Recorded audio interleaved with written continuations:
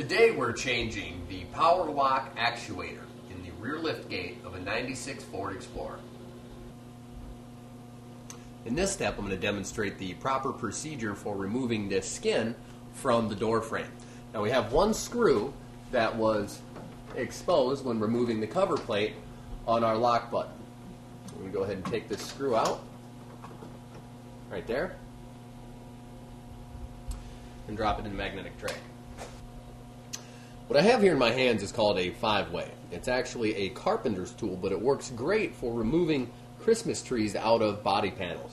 There are these little buttons right here. We're going to have to take and pop all those out. They're actually what hold the door skin to the door frame. We're going to take and use the forked end of it and just slip that piece underneath the Christmas tree and pop it out.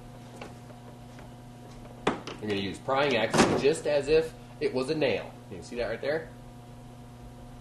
We go ahead and work our way around and pop them all out.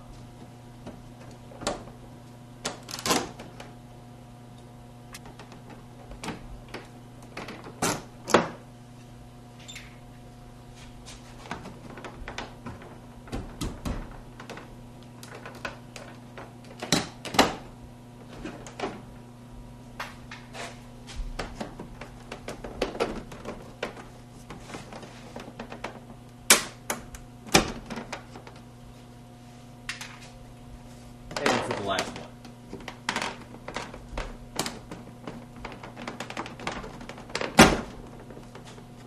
Right there. We're going to take and slide the door skin up and off of its hooks.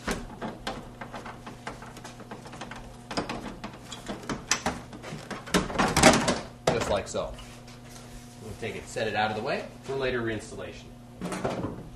That is the proper service procedure for removing the interior door skin from your door frame.